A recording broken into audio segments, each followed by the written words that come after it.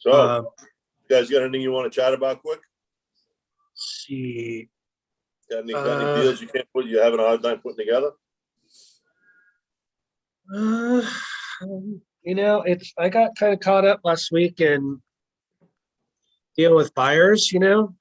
I didn't really get many offers out and, you know, so I've been helping, we have kind of a little deal with Sandra and Alan and I kind of all work together on stuff. So like Alan will get it under contract. Sandra doesn't have Facebook. These are all like wholesale type deal or lease option type deals.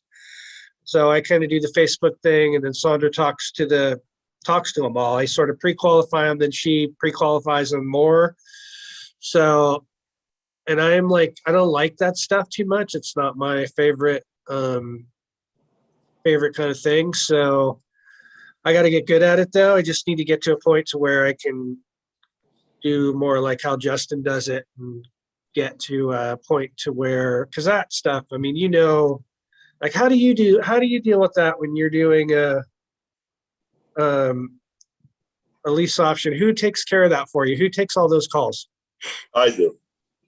So you talk to like 50,000 people that freaking call No, you on no, that no, shit no, or no, what? no, no, no, no. My lease option business, for the most part, is either on properties that I own or on businesses that I'm looking to lease option. Right. That's it. I don't do much of this residential lease option stuff. To me, it's like getting another job. Like he was talking about one. I shouldn't say that. He was talking about one this morning that didn't have any fun left in it, no money left in it. It was $80,000, and it needed work and this and that. I said, well, give the person what they want. They wanted that wasn't a lease option deal, but that was a seller finance deal. And I would have wrapped that up as a seller finance deal and assigned it to a wholesaler with financing in place. Wow, how's that? And I would have given the guy probably 75 or 80 cents on the dollar for it if the numbers, if I could make that work with built-in financing. Now the guy doesn't have to go out and get hard money or put any of his money up except for what my fee is going to be. So, you guys open your eyes and look at those things, because you can make yourself a good hunk of cash doing that too. Yeah. Not every deal is going to be a lease option. The person wants to sell it, give them a contract and buy it. So, And I find sometimes too, when you go in saying, hey, would you be able to do a lease option? They're like, what the hell is that? How does that work? And then if they don't know, they're just say no to it, I've got 2 properties down here that are on Zillow for rent, right? Just rent. And I've got one person, I don't know what's a man or a woman, person that is texting me, would I like to lease option my property? This and that. I'm going back and forth. And the person sending me messages through Zillow at 3:00 in the morning. So you know where that's coming from, right? And I'm going back and forth, and they've yet to make a phone call to me. I've gone back and forth with them at least 6 or 7 times. And I told them, yes, I'm interested. Yes, I'd love to talk to you. Yes, call me at 5:00. And then they text me back and they go, are you sure you're not available between 6 and 7? Come on, what are you going here? So I think there's just people that just, no matter what, when they start getting close, they still don't want to get on the phone. You're in a great spot showing people how to do this on the phone. Without this, it doesn't matter. All the rest of it, you can have all the theory in the world. You're not getting anywhere. So it's all good, man. Yeah, I had a guy. I know you're doing a great job with it too. So I had a guy who was in the club text me and say, hey, yeah, I want to get this website and do this and that, and the other thing, and, spend all this money on this and that and the other thing. He's all, what do you think you should do? And I'm all, do you want me to tell you the truth, or you want me to make you feel good? And I'm all, don't spend a dime on any of that stuff. Get on our calls in the morning and start calling people, So tell the guy, send me $5,000. Yeah. For what? That's my fee. Send me $5,000. So they sent me, I did this a few years ago. It was just a test. And it was through a friend of a friend, so to speak. He was recommended to me. Now, I'm not trying to be anybody's guru. I don't want to be all that, right? So the guy sends me a check for $5,000. I put it in the bank. I helped the guy out a little bit. He's about 2 months down the road. He's made a couple of deals. I turn around. I go, remember that $5,000 you gave me? You know, you were going to go out and you were going to spend on software and this and that. You made your deal, right? Yeah. I said, well, the $5,000 is in the mail back to you. I don't want your money. Are you kidding? No. But so, you know, helping people is a great thing. I think it's good karma. I think it comes back to you, you know, so it's all good. It's all good, you know. Anyways, anybody want to talk about a deal? Anybody got some questions? Speak up. Speak now. We got a small group this evening. It's very, very private. So Mark was kind enough to co-pilot this thing with us tonight, which is great because Justin's on the Redneck Riviera, I think, right now. So I haven't heard that one before. That's good. yeah, that's what they call it. When I Yes. first, the very first time I went cross country and I was going through all those southern states, I was all, you know, I'm from California, I had big long hair. I shaved my head, you know, because I was like too worried that I was going to be going through all those states, you know, with as a hippie. Going through like with the TV show, My Cousin Vinny, right? The two college kids, and they're going away to college in that convertible, and they get picked up for murder. Oh my God! Yeah. Joe Pepe, he comes down and he's gonna represent them as the cousin from New York. Oh boy, that was a great movie though. That was a great movie. Yeah. Anyways, anybody got any questions tonight? Otherwise, it's going to be a real short meeting. Speak now or forever hold your peace. Have anybody heard that? Yeah, Steve, what you got for any deals? Can we do another study? No, not Case tonight. study? I'm in a hotel in Fort Myers. I wasn't even going to get on this thing tonight. I was going to tell Justin, why don't we pass this? You know, so he's taking the week off, and there's some other people. You know, but here I am. I'm in this hotel, and it's amazing. I've even got internet service. You know, the gunshots here don't start till after 10. So anyway, this is to give you an idea of this hotel. We can put something together. If somebody wants to write it down, so I'll walk you through one. Give me an idea what you want to talk about. Let's do it. Well, I have some questions as far as the seller finance stuff. So back in the day, I used to do a lot of those. Oh, hey, can you check in the waiting room? I guess there's some people trying to get in. Do you see that? You're asking me. I'm asking you, yeah. All right, let's see. Participants. I see. I can't get in. I can't do anything with these people. Invite is all I can do. Okay, it should say name. Let me see if I can change that back. Oh, here's one. Admit. There you go. Yeah. Joining. Okay, I got it. Yeah. Ooh, That's all Rick you is gotta on. All right. Wait, I'm out of here. Steve, you're getting good at at this, man. Yeah, you're Man, look out. Look out. I used to do a lot of seller finance deals, and then I got away from them because I kind of crashed and burned 2008 and 7 and all that stuff. And so I've been kind of, you know, leery about doing them. I like the lease option setup a little better just because, you know, you're going through eviction instead of foreclosure.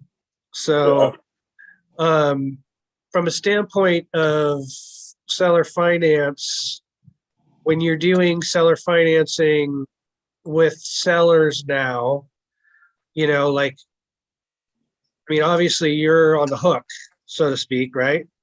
I mean, are you assigning it to somebody else, or how do you It depends how you set up your structure. Who says you can't do this?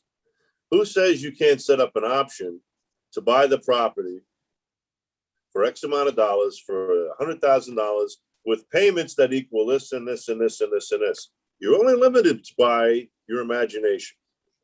So if you set up a payment program or payment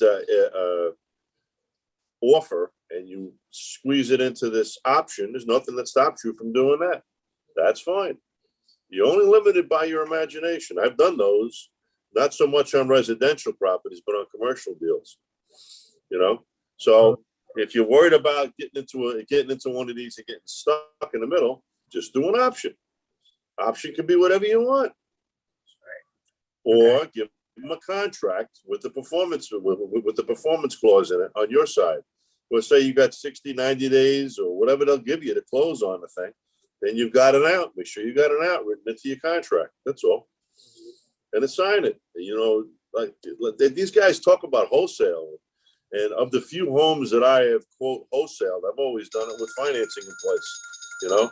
So I gotta answer this guy here on this text. I'm sorry, guys. Talk amongst yourselves. Well, I have more questions. All right, go ahead, man. So when you do a loan with somebody that's, do you like do purchase money all the time? Like a purchase money note type thing, or? When I do a loan with somebody, Well, everybody like gets, if you're getting a loan from somebody or you're doing a seller finance deal or a wrap, say, do you do it Right. as like as purchase money sure. type No, situation? it's the same thing. You write up a note, you write up a Right. mortgage, or Uh-huh. wherever you are. It depends on where you are in the country. But that's what I do. Simple. Okay. Yeah. So, but I mean, Now like, you step away from that. Now, once that deal is finished, I've got a right inside my note and inside my mortgage. We put them everywhere. That I've got a right to wrap this deal with another. You know, I'm going to transfer it or assign it or whatever. They've got all kinds of rights inside of it, along with being able to wrap it. And I put that seller on notice, and he knows it. He knows what I'm going to do. It's not a surprise, because I'm not going to live in this guy's house or building or whatever it is. And so we wrap that and we sell it. Or I don't wrap it right away. I'll keep the house for a year or a property for a year, so I can step away from that. You know, becomes, instead of short term, becomes long term capital gains. And then I look and I look for that grand slam after the year is up, after I own it for a year. I like doing that better. Besides, it gives the person that I put in the house or the building or whatever it is, I get a year's worth of payments from this guy, and I come to see. It's like a test drive. I want to see whether this guy's going to pay me on time or not before I go ahead and put myself on a contract with him. so if you go and you get it under, you do a seller finance deal or a wrap with the seller, right? So you Right. buying from the seller, then you turn around, you'll lease option it out to somebody first, right? Before, like, give them a year or two or whatever. I give him a year. I lease Okay, so- option it for a year. Yep. And No, then you'll turn, I'm sorry. Go ahead. and then you'll turn it into a seller finance deal after that, correct? We look to. That's what Uh-huh. I'll keep it out there as a rental. If the customer's not giving me a hard time and they just can't put the money together, I'll let it just sit and let it just roll out as a rental. I've Okay. got those out there, you know. So those are, and as long as they don't bother me, and the money's in my checking account every month, they can live in that house for the next 100 years. I don't care. Gotcha. Okay. I just don't want. I hate being a landlord. Right. Me too. Yeah, it's not an easy thing. Steve, what's the conversation like when you talk to these people about the option? Just out of curiosity. And you said you know give them what they want. How do you go about it?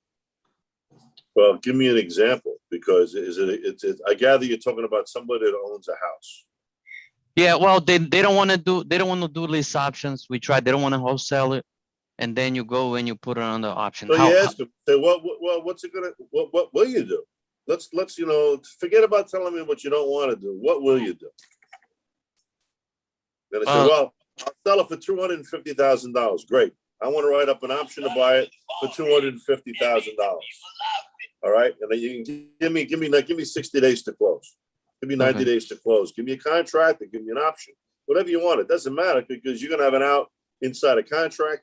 You don't have to perform on the option.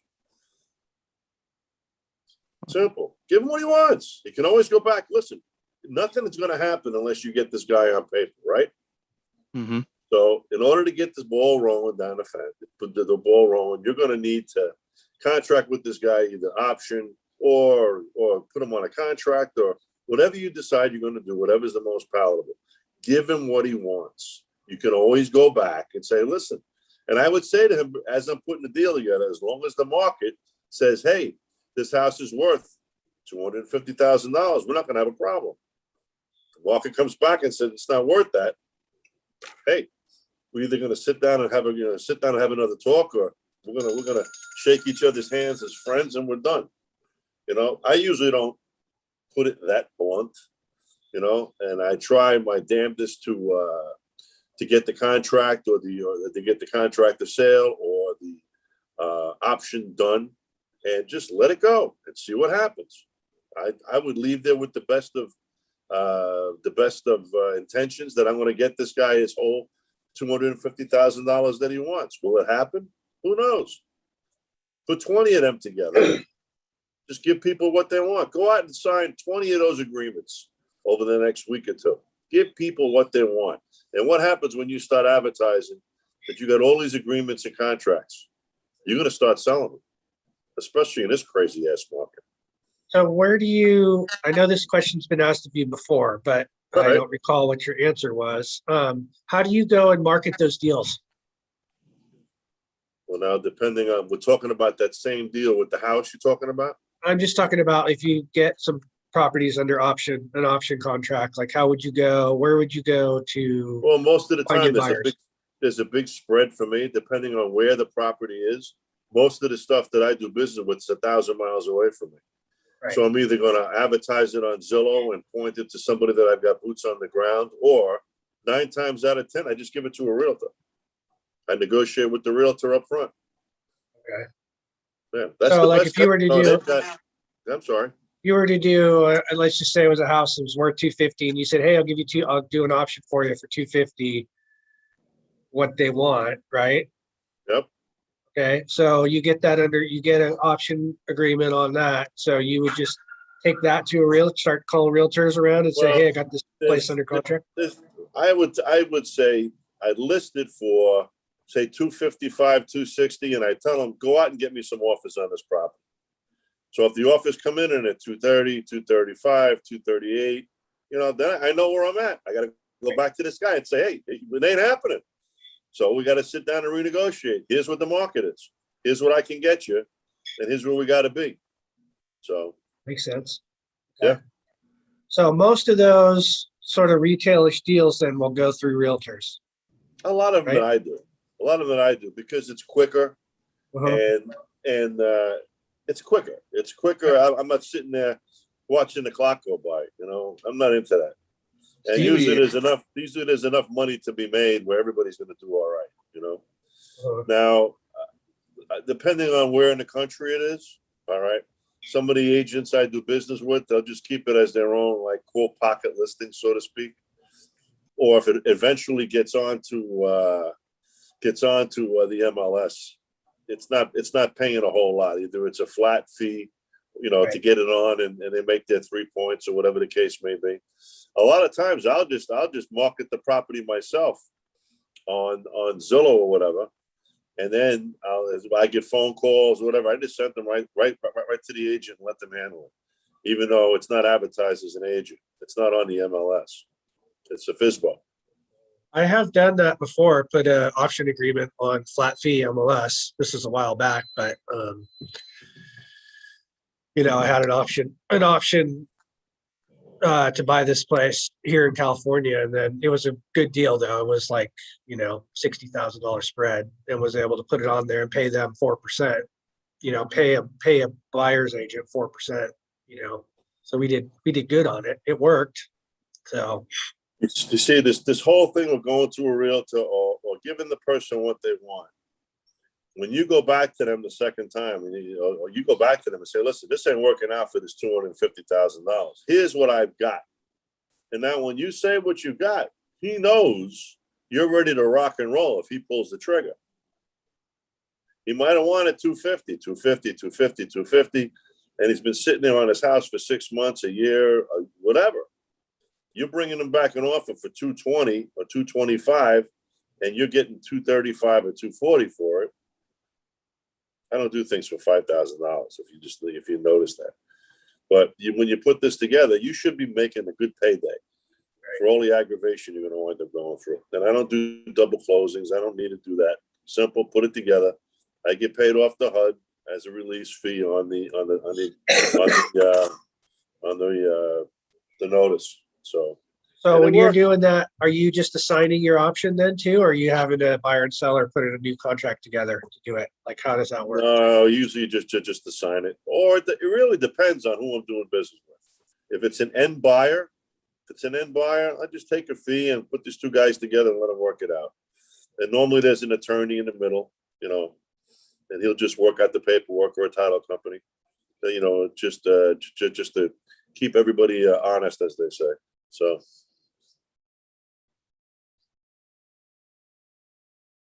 Did we lose you, babe? I think we lost you. Well, we lost me. I don't know. Hello. No, you're still there. I'm still there. I think we lost Mark. Yeah, sorry. That's somebody came in the door here, so it's a little loud. That's okay. That's all right. So, anyways, so that's the deal, man. That's what we do. Okay. Keep it simple. Keep it simple. I don't want to have to, you know, I say that, but here I am driving 1,300, 1,500 miles to go, you know, twice a year to go down and look at properties that I've got because I'm a landlord. I don't trust these damn management companies. They're all great when they start, but oh Lord, once they get in their comfort zone, this is a full-time job, you know, and I don't need another full-time job. I don't want to do this. So, what's the answer? Do I turn around and sell the whole portfolio off and give Biden half my gross profit? I mean, I don't think so. So I'm kind of stuck where I am, but that's okay. It's just life. It'll turn around. So what else we got? Mark, anything else, man? I'm sure I'll come up with something else, but I don't have anything off the top of my mind. There we I go. do There like we the go. simplicity thing. That's really good. Simplicity works. If you, I'm gonna get 10 options this week. Let's call it a goal of 10 options by next Monday. you know, you get options from people that are cooperative. You get contracts from people that aren't all that cooperative, that aren't all that motivated. Okay. Remember, if they're motivated, you get options. If they're not motivated, or they're just, whatever, yeah. You just get a contract to sale and give them what they want. That's the difference between the two sides. That's what I have found, and that's what Mr. Ionati preaches there. Ed Klasky will back me up on that. I see he's on here tonight. I love options. I think they're great. It's an amazing tool. It really is. You can option anything. So, and not only can you option say a hard asset, but you can also inside the asset, inside of a sale, I sprinkle fairy dust around or whatever, because I do a lot of business deals, where I'm lease optioning a business, and all I'm actually leasing the person is the hard assets, the four walls, the business, but it's the opportunity of what you can do with that business, and they can get in the door with me on that business from a far cry away from having to come up with all the cash and deal with a bank. They don't need all that. They put some cash together with me, and all of a sudden they're running this operation. So it works.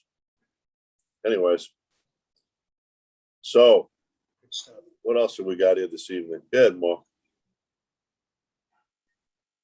Looks like we got people jumping on and off here, but all right. Well, what time we got here? We got 9:24 in good old East Coast. What do you guys want to talk about? Seller financing. We could talk about structuring deals. We could talk about selling properties on a wholesale side and packaging it with financing to sell it for more money. Anybody interested in talking about that? Don't everybody jump now. We got a few people on here, but nobody's.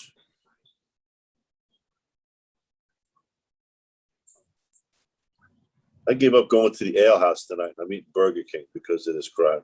Let's go. Somebody's got to get serious here. Hope we're not. Hey, Steve, I got a question. Shoot. How do you structure vacant land deals? I don't do vacant. Okay. I don't do vacant land, but of the vacant lands on a residential side or a big commercial property site, what are you looking at? Residential. Residential? I don't know. I know people that do it, and they usually go in the door. They just offer a contract to purchase, and it's got a forever closing date on it, subject to them doing their due diligence, and they go out and they market it.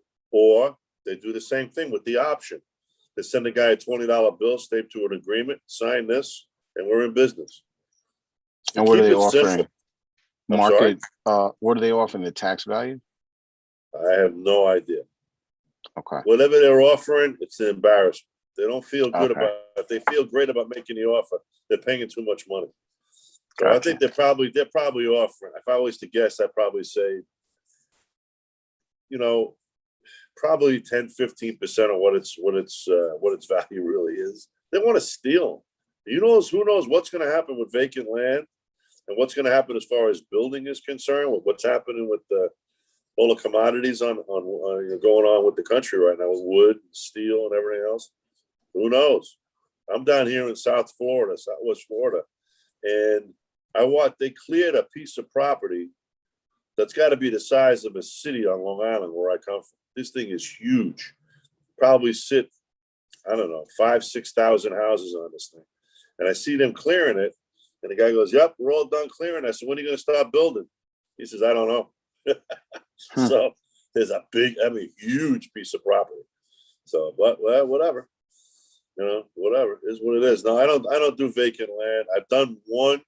I shouldn't say I don't. I did one, and it was after it was a commercial piece, and it was after all the. How can I put this? I did it with a partner through a bank that was going. The bank had this property, and it was pledged for assets. The bank got the property back for like whatever they owned it for. And they promised it to us if we wanted it for like next to nothing. So I said, "Look, I don't know anything about this. I'll bring a partner in and let him see what he can get this thing done with." He went and over a year's time, he got all the permits. He brought in an architect or an engineer. They came in as a partnership, so we didn't have to pay them anything. And they turned the property into a storage unit, a storage facility. I didn't make any real money on that thing, but I was just happy to help the bank out because I do a lot of business with this bank. So, but the other guys did all right, it's all good. But I don't get involved with vacant land. Okay. Not that there's anything wrong with it, man. There's a lot of it out there, Gotcha. Thank you. No problem, bud. Anybody else? Don't be shy now. Don't be shy. I'm not as charismatic there as Justin is, so I don't know. Yeah, you are. You're in a different way. You're from New York. Hey, how are you finding your properties? Like, how do you come across them? Which ones? You mean the residential properties? Just anything, yeah. Like, how do you? Stuff I'm looking for. I either come across it two ways right now. Two ways. PropStream. I'll siphon down a particular area, look at it that way, or I use the other thing there for expired leads. It's on the listing. I got to go back on my computer and look. Hold on a minute.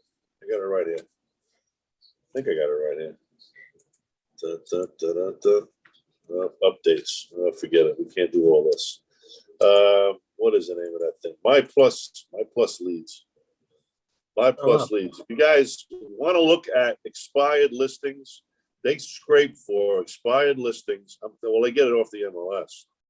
They also do for sale by owners, and they'll scrape Zillow. They'll scrape Craigslist. They do a few different places, and you can buy this guy's subscription by like a 50-mile radius of wherever you're working. I have them doing 3 big markets. I don't do a lot with this, but I just haven't had the time over the last 3 months.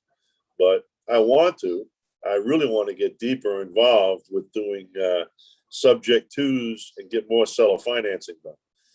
Where, from on my buy side, when you say seller, you don't know which end it is actually.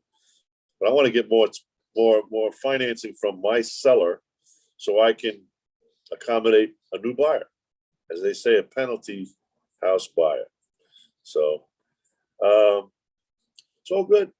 But look at that My Plus Leads if anybody's looking for leads for people whose homes have expired off the MLS. And he does a pretty good job skip tracing it. When you get the leads, they've already been skipped. So you've got email addresses, you've got home phone numbers, you got all the information about the last real estate agent if you want that. And there's a host of other information, last sale price. I don't think it gives you equity, but there's a lot of information on there. And I think it gives you a free ride for 6-7 days on this thing. So if you're interested, tell them Steve sent you. There you go. Hey, I've never used those, Steve. Do you know if he checks to see if the property's been relisted, like, No. within a certain period of time, or they're just strictly expired?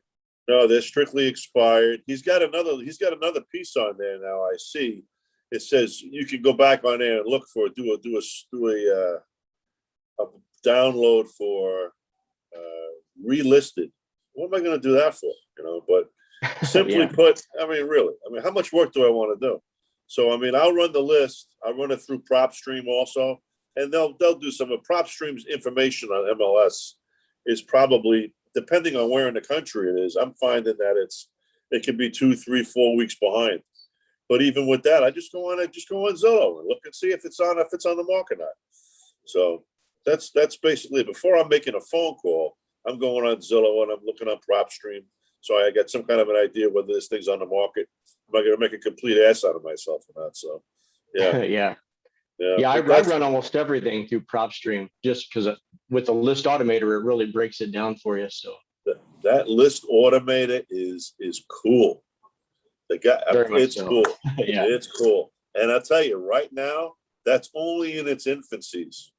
What this company is going to be able to do with breaking down data is going to be amazing. And they're putting a CRM into this. I can't wait to see that. Yeah, that'd be interesting, man. And I'm already using the app.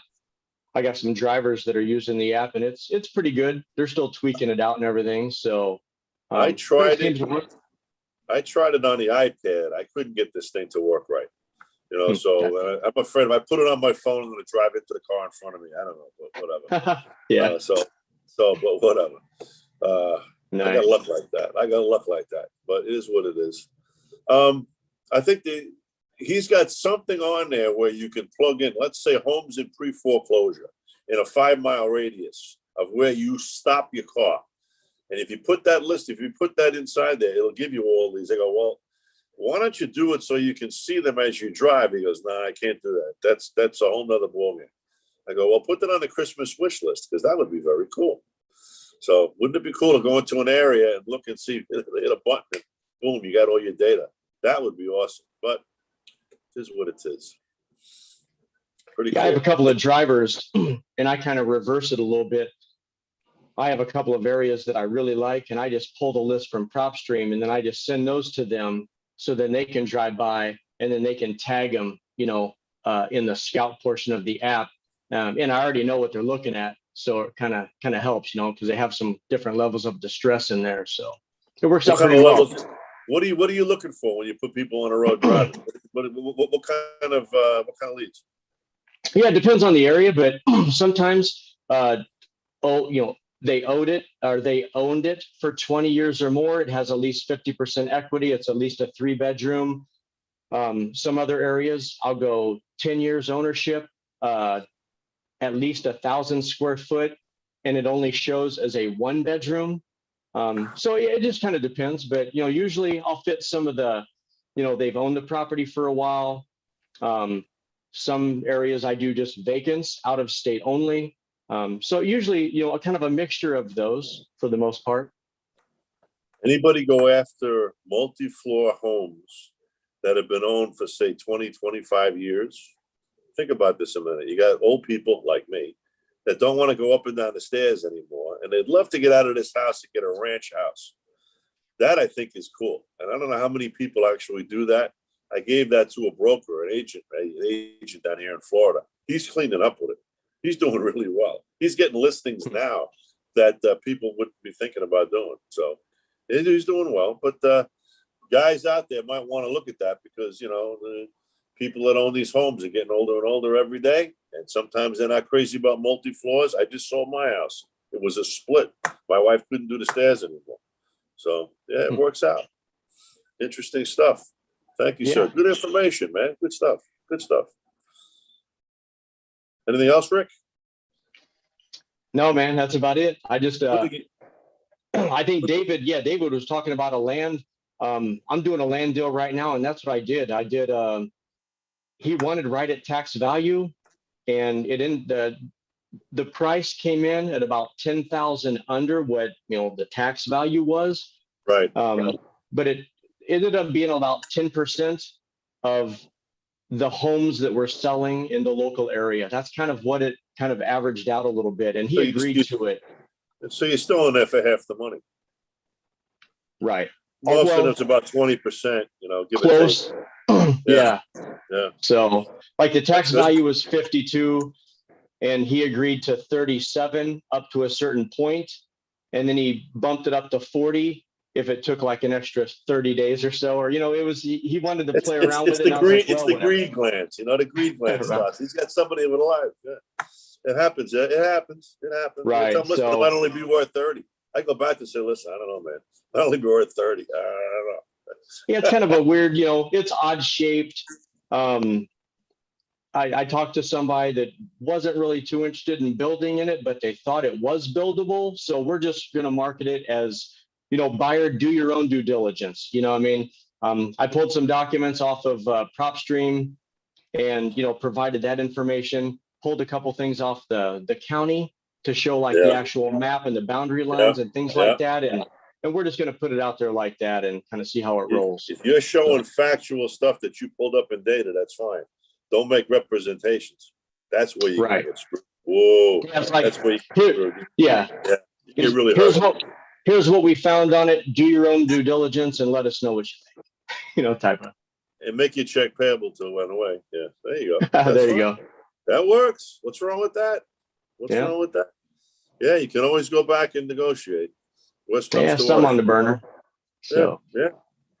Think if you had 30 pieces of property like that, and Yeah. they're all sitting there in your inventory. And now what do? Well, you always got something to sell. You'd be busy marketing them all day long, and you go back and before you know it, you end up getting a name for the guy in that area that's moving that types of property. So think about that. Yeah, it's pretty cool. Not for me, but pretty cool. Yeah. yeah, exactly. Can I tell you, to each his own. All right. Thanks, bud. Appreciate you kicking in there, Rick.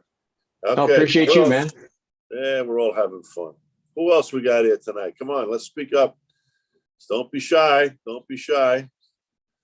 You don't speak up, we're going to start calling on you. We don't want to do that now, do we? Did we lose Mark? I think oh no, Mark's still there. Mark is still there. Come on, guys, let's talk about something. We can talk about seller financing. We can talk about creative deals. We can talk about life in general. I don't know. Otherwise, we're going to call it quits here tonight. What do we got? Have you ever put a package together where the houses were actually in separate cities? Yep.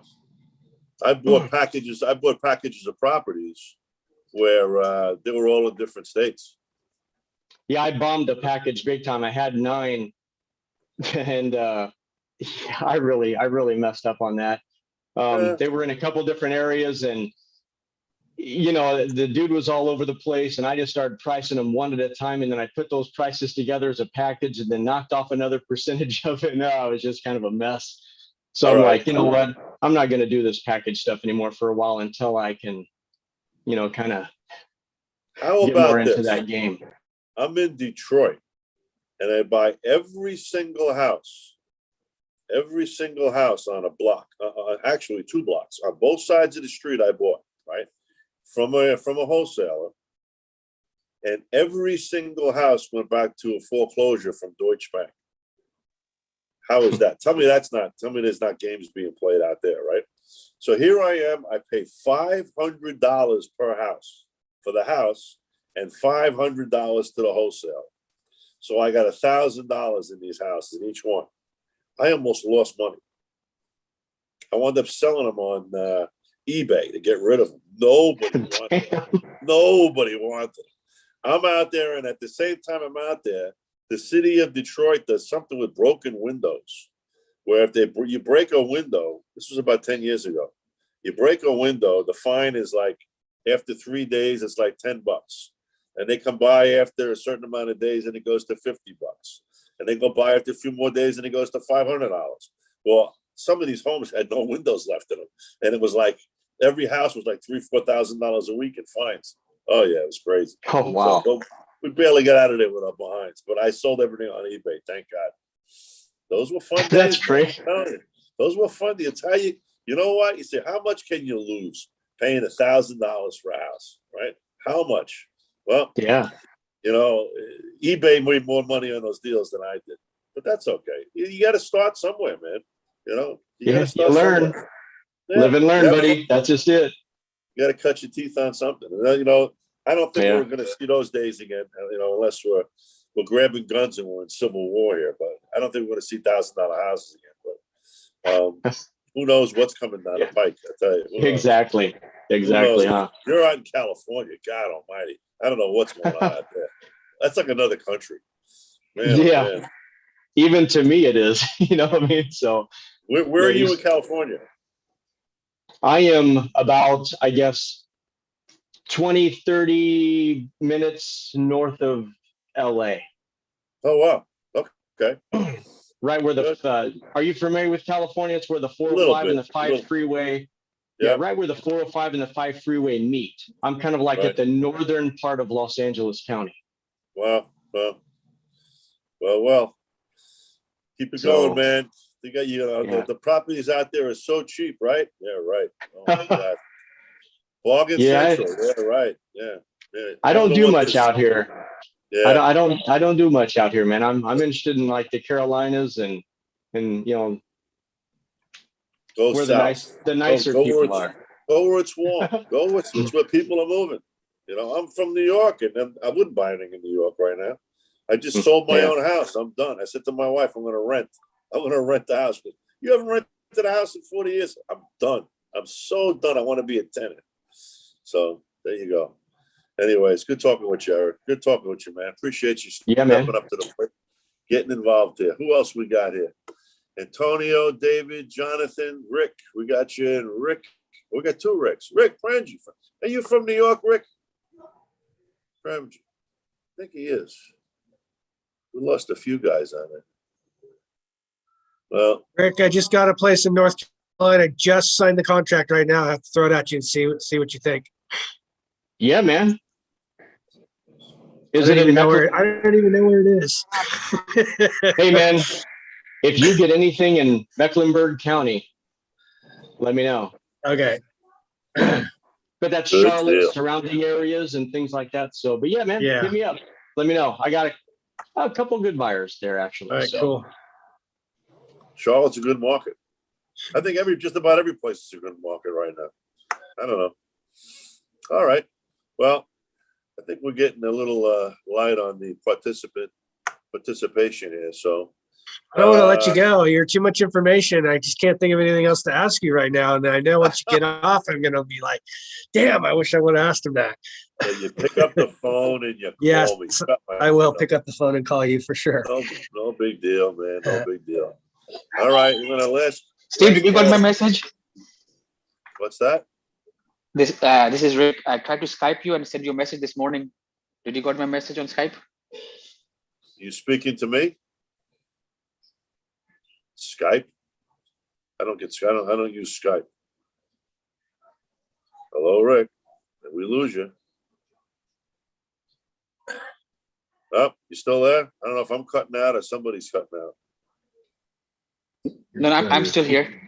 Oh, okay. So you had a question for me? Yeah. So you sent me Right. something on I Skype? sent you a message on Skype. Yeah. I don't use like Skype, on the man. over the weekend. I don't use Skype. So you want to get a hold of me? Just email me. sunrisecredit@yahoo.com. Real simple. Oh, okay. sunrisecredit@yahoo.com. Hey, at least you don't have an AOL email. No, I'm not that old. Holy shit. People still use that stuff. It blows me away. You know, and they come out, Steve, they come out with the internet. Really? You got to see this thing. And the first night I went on this, I was amazed. And then you had it was dial up, and it was so fucking slow. And but now today, nobody's got patience, and everybody's on, they're jumping on even me. If it's too slow, I get aggravated, like everybody else. Here's what it is. So, Rick, you got a question for me? Yes, sir, I did. Actually, what I wanted to ask you was about private money. Sure. So who would you suggest to learn from private money? To If you learn learn from? private money. How big a, well, Can you hear me? I can hear you. I can hear you. Okay. I thought it Who was to cutting learn out from? because Yeah, it's yeah, all right. private Who to money. learn from? What kind of money do Yeah. you want to, what kind of projects are you doing? What kind I want to go into private money? I did had couple of deals that I did use private money, but I want to Right. go more broader. So learn more. So the do's and the don'ts, and Well, like what and what all part of the that kind of stuff. country, what part of I'm in the Tennessee. country? Connecticut? Tennessee. No, Tennessee. Tennessee. Yeah. You know who's down there? Is that fellow from North Carolina we had on? He's more, Joe Connor? I'm sorry? Joe Connor. Yeah, he's more towards the smaller side. He's not gonna show you syndications and setting up investment funds and all that. It doesn't sound like that's the avenue you want to go. You just No. want to fund deals one at a time, right? Right. And like private money thing, like if I get a sub 2 deal Yeah, and yeah. we want to put money in there, like I see. anywhere You can from go 10 that way. You can go that way. You know, that's Okay. probably the best way to start. You know? Right. Alan Cowgill's program I took years ago, and I had 2 investment funds I opened. And compared to what you can do today, and people's mentality, and everybody wants to get their money out of, everybody wants to get a decent return. You don't really need Right. I wouldn't go with another investment fund. Not now. I think, Right. just to do it, just put one person in the house at a time. And just, Right. back your documents with an attorney and keep going. The best place to get, I raise all my money, basically, with fraternal organizations. So Okay. go join some fraternal organizations, get in the doorway, and there's a lot of older people there with money to burn. And Mhm. once you get in the doorway and the people trust you and they see that you're an active member and you're a family guy and all that, they like that. And money comes pouring in the doorway. Right. Okay. Yep. So that's why I had sent you a message. Okay. Perfect. Thank you. That's where I would, if I were you, that's probably where I would start. There's lots and lots and lots of guys out there doing private money, but a lot of what they tell you to do is really, you're just tiptoeing around the law. Do it right. Right. Do it right. If you got any Right. questions on it, give me a call. I don't have your number. That's on the Well, Skype. I sent my probably- number. maybe we'll- I don't know if this is being recorded. I'm going to put my phone number out there for everybody to. Do you want me to do? I can do a private message to you. Yeah, that's fine. That'll work. Okay. All right. So, but call me sometime. We'll sit down and we'll chat about it. Okay. Perfect. Big deal. It's real easy. Real easy. So you, Tennessee, very nice. Very nice. Yeah. Okay. Anything else, Rick? Yep. Thank you. Okay, no problem. Anybody else got anything they want to question?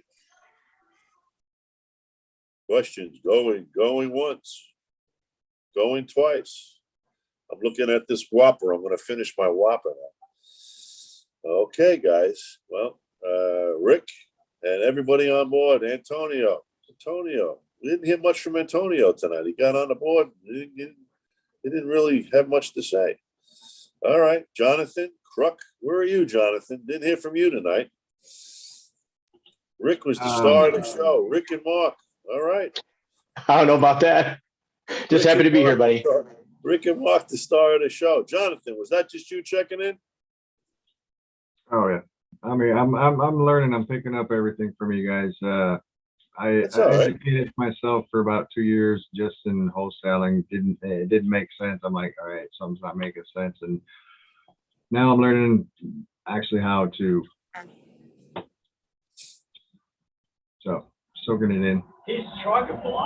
Listen, getting on this call with me is like sitting around a bar at night, just sitting there shooting the shit. So if you don't, everybody should feel if they want to join in, they want to ask a question. Some of the best, I'm going to tell you, the best advice I have ever gotten. I've been to you name these long drawn out seminars and webinars and college courses and everything. I've taught some of that stuff, but I'll tell you the best information I have ever gotten was sitting down talking with someone over a donut or sitting at a bar having a beer with a guy, you know, and all of a sudden he sits down and he draws out an outline on a napkin. I did this with a fellow up in Rhode Island one day when I was in the automobile business. This guy turned out to be, well, he was a big guy on a napkin. And what he showed me on that napkin made me $10 million over the course of years. And you're not going to pick that up in a seminar. It's not going to happen, you know? So this is a great place to just jump in and ask questions, you know? So, but we appreciate you being here, Jonathan. Keep smiling, man. We can help you out. Let us know. Anybody else for the last call? Going once, going twice. Guys, we're done. I appreciate you all showing up here tonight. Rick, Jonathan, Dave, Rick, and Steve, and that's me. And it's great to see you, Mark. Mark's already bit the bullet. All right, you guys, see you again. Stop in tomorrow and have a great night. Appreciate you being in. Take care, guys. Thanks, Steve. Thank you. Have a Steve, good your night. email. Can you repeat your email again, please? sunrisecredit@yahoo.com. You're cutting out. Sunrise Credit. Yep, at yahoo.com. Got it? Yeah, Sunrise Credit at It's cutting out. yahoo.com. Yeah. All right. Hold on. Don't go anywhere. Okay. Hold on. I can't even do it this way. Let's see. Hit this. Chat. Hold on. Sunrise. Anybody else wants my email address, you got it. sunrisecredit@yahoo.com. HOO.com. All right. Perfect. I got it. Very good. All right, guys. Have a great night. Thanks for joining, and we'll see you next week, eh? Take Thanks, care. man. Be safe out there. Thank you. You too, sir. Bye-bye. Everybody.